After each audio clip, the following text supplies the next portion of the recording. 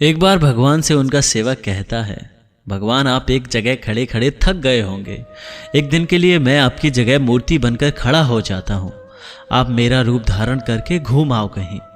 भगवान इस बात पर मान जाते हैं, लेकिन शर्त रखते हैं कि जो भी लोग प्रार्थना करने आए तुम बस उनकी प्रार्थना सुन लेना, कुछ बोलना नहीं।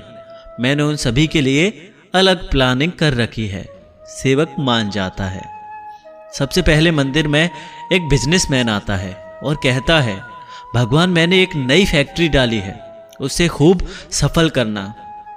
वह माथा टेकता है तो उसका पर्स नीचे गिर जाता है। वह बिना पर्स लिए ही चला जाता है। सेवक बेचैन हो जाता है।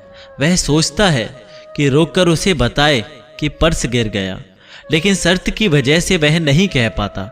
इसके बाद एक गरीब आदमी आता है और भगवान को कुछ कहता है कि घर में खाने को कुछ भी नहीं है, भगवान मेरी मदद करो।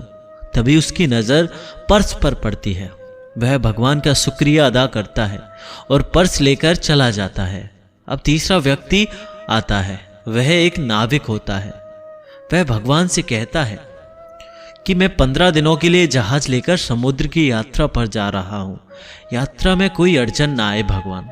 तभी पीछे से बिजनेसमैन, जो कि पहले नंबर पर आया था, पुलिस के साथ आता है और कहता है कि मेरे बाद ये नाविक आया है, इसी ने मेरा पर्स चुरा लिया है।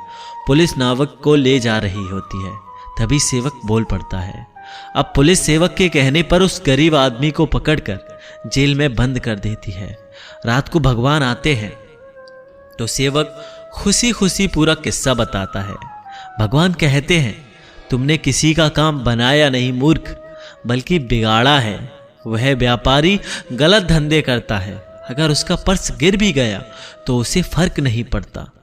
इससे उसके पाप ही कम होते, क्योंकि वह पर्स गरीब इंसान को मिला था। पर्स मिलने पर उसके बच्चे भूखे नहीं मरते। रही बात नाविक की, तो वह जिस यात्रा पर जा रहा था वहां तूफान आने वाला था। अगर वह जेल में रहता तो जान बच जाती, उसकी पत्नी विधवा होने से बच जाती। तुमने सब गड़बड़ कर दी। कई बार हमारे जीवन में भी ऐसी परेशानी आती है जब हमें लगता है कि ये मेरे साथ ही क्यों हुआ, लेकिन इसके पीछे भगवान की प्लानिंग होती है। दोस्तों जब भी कोई परेशानी आए तो उदास मत होना। इस कहानी को याद करना और सोचना कि जो भी होता है अच्छे के लिए होता है। और इस बात को दोस्तों मैं भी प्रैक्टिकली आजमा। जब भी हमारे पास में कोई भी समस्या आती है तो हमें ऐसा महसूस होता है कि ये मेरे साथ ही क्यों हो रहा है, और इस समस्या से बड़ी कोई और समस्या नहीं है, अब मैं क्या करूँगा।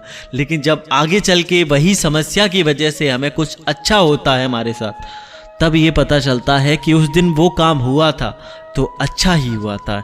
इसलिए याद रखना, जो कुछ भी होता है अच्छे के लिए होता है। दोस्तों ये कहानी आप लोगों को कैसी लगी मुझे कमेंट बॉक्स में ज़रूर बताइएगा। और अगर हमारे चैनल को अभी तक सब्सक्राइब नहीं किया है तो चैनल को सब्सक्राइब कर लीजिए ऐसी ही मोटिवेशनल कहानियों के लिए। बहुत जल्द मिलेंगे नेक्स्ट वीडियो में।